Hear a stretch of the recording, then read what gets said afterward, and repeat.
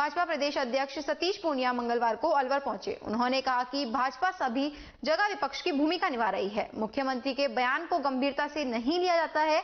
कांग्रेस व अन्य पार्टियां ऐसा काम क्यों कर रही है जो छापे मारने की आवश्यकता पड़े। सतीश पूनिया ने कहा कि हम पार्टी को परिवार की तरह चलाते हैं, इसलिए हम लोगों की मिलने की जिम्मेदारी होती है।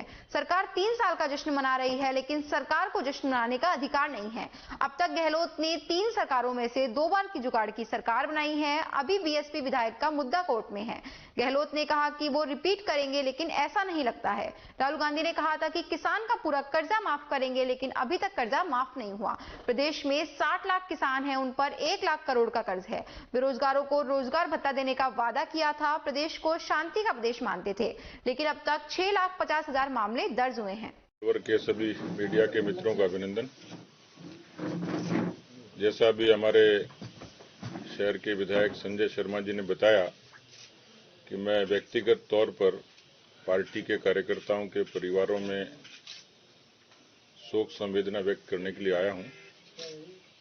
हम लोग पार्टी को परिवार की तरह चलाते हैं, इस नाते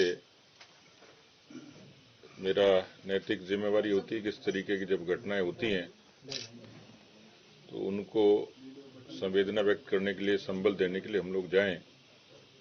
स्थानीय लोग तो संभालते ही हैं, लेकिन मुझे आज मैं इन लोगों के बीच में आया था तो राजनीतिक तौर पर तो नहीं, लेकिन क्योंकि आप लोग मीडिया से ताल्लुक रखते हैं, हम राजनीति से, तो परस्पर पूरक हैं इस लोकतंत्र में। तो मुझे जब कहा कि मीडिया के बंधु मिलना चाहते हैं, प्रेस करें, तो मेरा प्रेस का तो मिजाज नहीं था, लेकिन कम से कम आपस में बातचीत हो जाए। बाहर से भी फोन आए तो मैंने कहा मेरी राजनीतिक यात्रा नहीं, मैं तो सामान्य तौर पर कार्यकर्ताओं से मिलने जुलने के लिए आया हूं। लेकिन फिर भी ये जरूरी हो जाता है, क्योंकि आपके कुछ सवाल भी होते हैं, कुछ जिज्ञासाएं होती हैं। उसकी पृष्ठभूमि में मोटे मोटे जो चीजें, कुछ प्रश्न आपके हो सकते हैं, उस पर मैं अपनी बात रखूंगा। कुछ आपके सवाल होंगे। अभी इन दिनों, पिछले कुछ दिनों से सरकार 3 साल का जश्न मना रही है और अक्सर मीडिया के लोग पूछते हैं कि सरकार जश्न मना रही है, तो हमारा जवाब होता है कि इस सरकार को कम से कम जश्न मनाने का तो नैतिक अधिकार नहीं है, और उसका भी तार्किक कारण है। राजस्थान के अब तक के चुनावी इतिहास में अशोक जी का तीसरा कार्यकाल है और उसमें 2 बार उन्होंने जुगाड़ की सरकार बनाई है। एक बार पूरा बहुमत मिला, लेकिन 2 बार के कालखंड में उनको आधा अधूरा सा जनमत मिला, जिसमें इस बार भी 99 सीटें आई थी।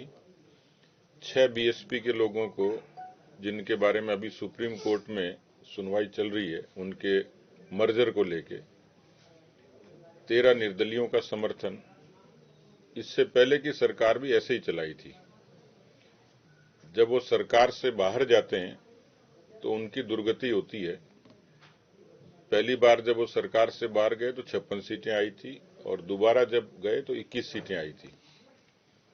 मैं पिछले दिन उनका बयान देख रहा था, उन्होंने कहा कि हम लोग रिपीट करेंगे। उसका कोई कारण समझ में आया नहीं था। तो ये मोर्चे अपनी गतिविधियों से पार्टी को और ज्यादा ताकत देंगे। एक पार्टी का अभियान 25 दिसंबर अटल बिहारी वाजपेयी जी के जन्मदिन से और 11 फरवरी पंडित दीनदयाल उपाध्याय जी की पुण्यतिथि है। इसमें आजीवन सहयोग निधि का एक बड़ा अभियान, महत्वाकांक्षी अभियान हमने लिया है। आमतौर पर राजनीतिक दल जब कोई अंशदान लेते हैं तो उसको चंदे के रूप में परिभाषित किया जाता है। ये भी कहा जाता है कि इनको क्या आवश्यकता पड़ी, लेकिन जनसंघ से लेकर बीजेपी तक संगठन को चलाने के लिए हम अपने कार्यकर्ताओं से, समर्थकों से, शुभचिंतकों से उनका अंशदान लेते हैं नियमित तौर पर। हमारे जब सभी सांसद और विधायक इसमें कंट्रीब्यूट करते हैं, पार्टी के जो जिम्मेवार जनप्रतिनिधि वो भी करते हैं, और बूथ स्तर तक का कार्यकर्ता भी, भले ही वो 50 रुपए 100 रुपए का अंशदान करेगा, लेकिन पार्टी के हक के लिए, पार्टी की आर्थिक आत्मनिर्भरता के लिए वो अंशदान जरूर करेगा। तो ये अभियान अभी चल रहा है और एक अच्छा रेस्पॉन्स, क्योंकि मैं खुद आदिवासी क्षेत्र में था।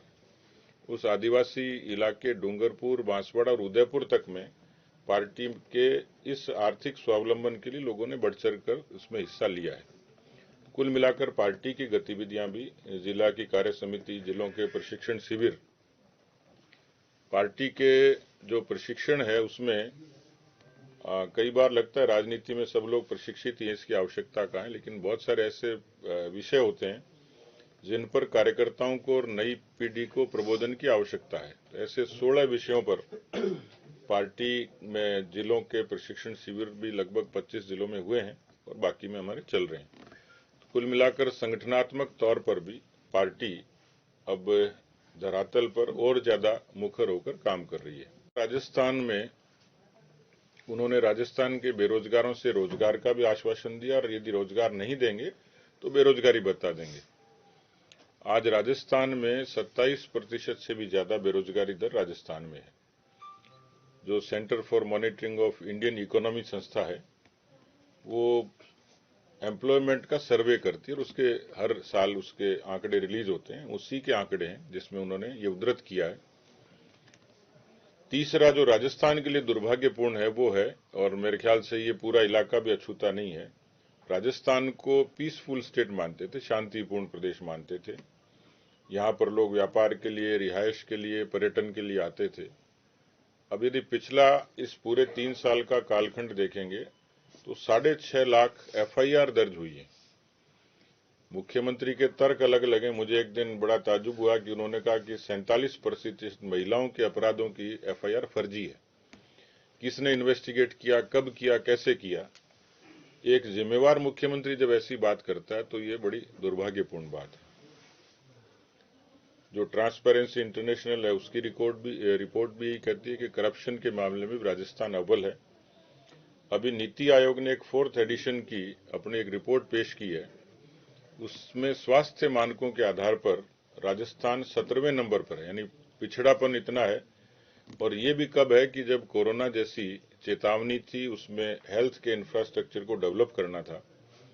लेकिन राजस्थान में उन कोरोना के कालखंड में सीएम ने पीठ बेशक अपनी थपथपाई, लेकिन ये सब जगह आपके कलम से लिखा जाता था कि बेड की दलाली होती थी, रेमडेसिविर के नकली इंजेक्शन यहाँ बनते थे, मास्क की बड़े पैमाने पर चोरी होती थी। कोरोना के पूरे कालखंड में भ्रष्टाचार चरम सीमा पर था, आज भी है। कुल मिलाकर राजस्थान में स्थिति अभी अराजकता की है, वित्तीय प्रबंधन के लिहाज से मान लीजिए या शासकीय प्रबंधन के हिसाब से।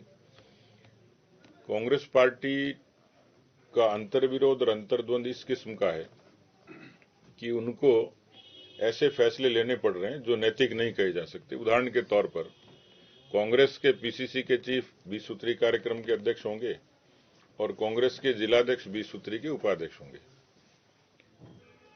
अपनी पार्टी के लोगों को, जब संगठन के लोगों को इतना तुष्ट करना पड़ जाए तो समझ लीजिए कि कहीं न कहीं लोगों में असंतोष है और उसको तुष्ट करने के लिए इस तरीके के निर्णय सरकार को लेने पड़ रहे हैं, और वो भी कब? 3 साल का कालखंड बीतने के बाद।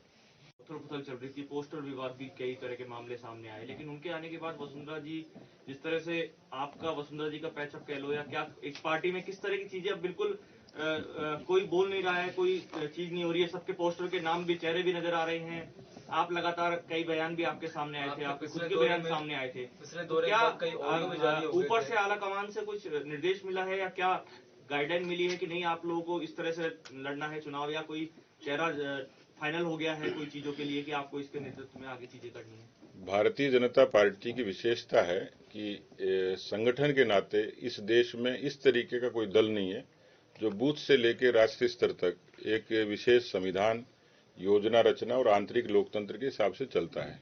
इसलिए केंद्र के अनुशासन से तो सभी बंधे हैं, वो जैसा निर्देश देते हैं करते हैं। दूसरा, अपना खुद का विवेक है कि मुझे जो जिम्मेवारी दी है उस संगठन के काम को मैं कैसे करता हूं। इसलिए मेरी प्राथमिकता ये है कि हम संगठन को मजबूत करें, पुष्ट करें, और इसलिए जब कोई सियासी बात होती है तो उसको देखने का काम केंद्र का है।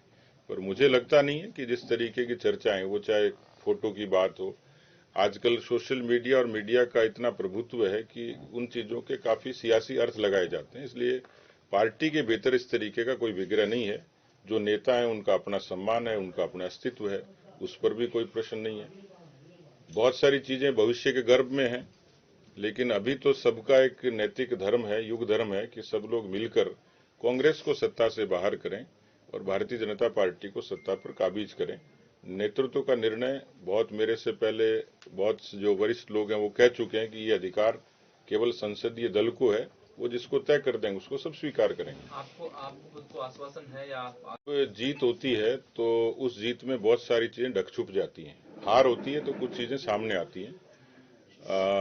मैं अभी क्योंकि काम हम लोग कर रहे हैं, 52,000 बूथ हैं और 42,000 बूथों पर हमारी पहुंच है, यानी 10,000 बूथ तक अभी हमें और पहुंचना है। नहीं, कहीं आपकी रिपोर्ट गलत तो नहीं? आपने कहा एंटी इनकम्बेंसी है, बदलाव चाहते हैं, लेकिन परिणाम आपके पक्ष में नहीं आ रहे। इसीलिए कि जो फर्क था, मैंने जो बात शुरू में कही थी कि जब अशोक जी सरकार से बाहर होते हैं तो उनकी सीटें आती हैं 56 और 21, यानी लास्ट जब पिछली बार सरकार से गए तो 21 आई थी।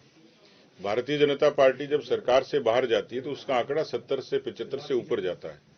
इसका मतलब पिछले चुनाव का यदि आप विश्लेषण करेंगे तो केवल 0.5% और 1,48,000 वोटों का फर्क था, यानी एक बूथ को काउंट करेंगे तो 52,000 बूथों में 3 वोट एक बूथ पे अतिरिक्त मिलते तो हमारी सरकार बन जाती। ये जो कमी थी, ये जो कमजोरी थी, कहीं कहीं सियासी समीकरण की थी, कहीं परिस्थिति जन्य थी, कहीं हमारे मैनेजमेंट की भी कमी रही होगी, क्योंकि जब हार होती है तो कोई न कोई कमी होती है, इसलिए हार होती है। तो हमने उस कमी को स्वीकार किया और उस कमी को और ज्यादा ठीक करके हम लोग, इसीलिए मेरा दावा है कि ये जो बूथ का जो प्रबंधन है इसको और ज्यादा प्रभावी करेंगे, ताकि हमें। पिछली बार तो आपने पन्ना प्रबंधन किया था। नहीं किया था, क्योंकि जो हमने एक मॉडल को अडॉप्ट करने की कोशिश की है। गुजरात और मध्य प्रदेश, उत्तर भारत में 3 प्रदेश ऐसे हैं, जब भी आते थे पन्ने की बात करते थे। उत्तर भारत में 3 प्रदेश ऐसे हैं जो वैचारिक रूप से भारतीय जनता पार्टी के अनुकूल कहे जाते हैं, मध्य प्रदेश, गुजरात और राजस्थान, जहां कोई रीजनल पार्टी नहीं है, जहां कोई रीजनल इश्यू नहीं है, और जो ध्रुवीकरण है वो भारतीय जनता पार्टी और कांग्रेस के बीच में है। ये जो पार्टी के संगठन को नीचे तक पहुंचाने की बात है, तो हम लोगों ने उन दोनों ही प्रदेशों से कुछ सीखा है और उसी तर्ज पर, क्योंकि उससे पहले मेरा ये मानना है कि हम लोग कोशिश करते थे, जैसे मैंने मोर्चों के बारे में कहा, तो मोर्चों की भूमिका बड़ी सीमित होती थी। पार्टी के बूथ की जो इकाइयां हैं वो उतनी परफेक्ट नहीं होती थी। उसका हम लोगों ने एक महत्वाकांक्षी अभियान अभी शुरू किया, उन बूथ इकाइयों का वेरिफिकेशन और उसके बाद फिर पन्नों तक पहुंचना। तो ये बड़ा काम है, आसान नहीं है, लेकिन कोशिश है कि उसको पूरा करेंगे तो पार्टी के हक में अच्छे परिणाम दें। पार्टी के पास